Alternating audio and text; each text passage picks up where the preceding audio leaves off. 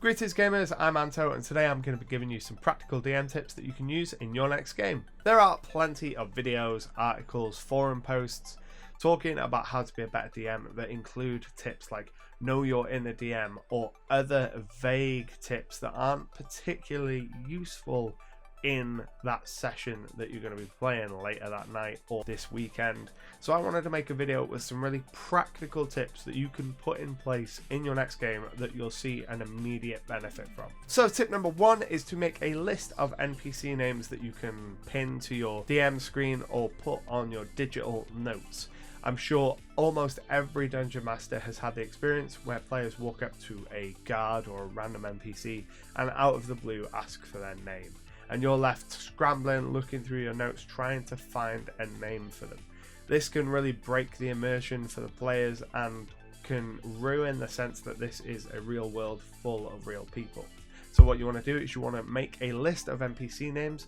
Start out with just 10 male, 10 female, and as you get more time, start making specific lists for specific races so that when your players walk up to the dwarf city guard, you're not just saying his name is Dave, you're saying his name is Corin Ironfoot, and it feels like he's a real character that existed in the world and the players have just discovered him rather than you have given a name to an NPC because the players have asked about it. Tip number two is random tables, random tables, random tables. Continuing on the same vein of being caught unprepared by your players, having a stack of random tables for different things means when your players go off the beaten track and do something unexpected, you have something to draw upon.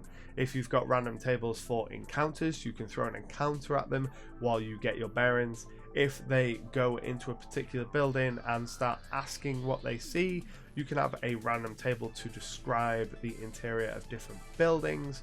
If they walk into a tavern and say, what's the most expensive thing on the menu, you can pull up your random table of menu items and pick something off that. These tables are there to fall back on when you need them, when your players ask you something that you don't have an answer for and you don't want to spend a long time thinking of one, you want to just look at a list. Or they can be really useful when you're prepping your session to just sprinkle a little bit of flavor here and there or add some details that you wouldn't have necessarily thought about. Tip number three is to pre-roll your random tables. Now this is something I have recently started doing and I found it works to great effect. One of the big problems with random tables is that if a player asks you a question and then you say, of course, and they hear a dice roll, they know that you're rolling to answer that question, and that itself, especially for players that are veterans or who have DM'd themselves, that can help break the immersion a little bit. So what I like to do is I like to pre-roll a set of numbers between 1 and 100 and I have them pinned on my DM screen so that if I need to make a random roll, I just look at that list and I go down the list ticking off the numbers that I've used to generate my random rolls. It means that the players don't hear a dice roll, and by looking at those two random tables, someone might ask me what is this NPC's name, and I might look at the random number table, see a 4, look at the fourth name on the list and say what that name is, and I can do that much quicker than flicking through my notes, and it helps keep the immersion of the players. Tip number 4 is always have a one-shot ready. I believe that no matter what campaign you're running, you should always have a level appropriate one-shot ready to drop in front of your players for any reason. Sometimes the players get stuck, they don't know what they're doing, maybe they get themselves turned around and lost and they're not sure where they're going, or they've come to the end of a story arc and they're kind of floundering a little bit, they don't really know where they're going or what they're doing, or maybe it's game night and you find yourself with absolutely nothing prepared. This is the perfect time to deploy a one-shot. I recommend planning this session to only take one evening to complete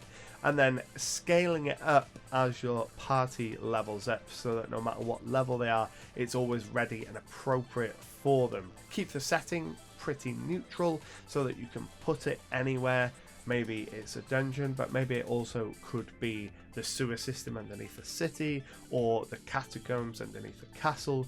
Have it ready to go so that when that situation comes up, that either you've not prepared something or your players don't know what they're doing and they just need something to do for that evening, you can deploy this reserve one shot and it'll never feel like there isn't something for the players to do. You could even write down a few different hooks for the one shot depending on the location, so maybe write a hook for if they're in the city, one for if they're in the wilderness, one for if they're making camp and don't know what to do, and you could look at those and deploy your one shot based on what your players are doing at the time. And then every time the players level up, just update this reserve one shot, update the monsters and the challenges within to be appropriate for their level, so that you don't have to worry on game night. If you've got nothing prepared, you don't have to sit there, come up with a whole story. You can just deploy this one shot and know that you've got content for the evening. Everyone's going to have an enjoyable evening, everyone's going to have a fun time, and then you can go back to planning sessions next week. And my fifth and final tip for the day is make your players learn their rules. There are a lot of rules in D&D and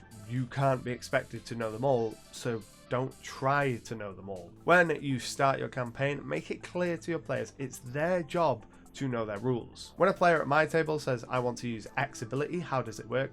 I always say to them, you tell me. I don't know how your abilities work. I, in a lot of cases, have never even looked at your abilities because I am behind the screen concerned with running monsters, and the only abilities that I'm really concerned with are the abilities of the monsters and enemies I'm running. Your character is your character.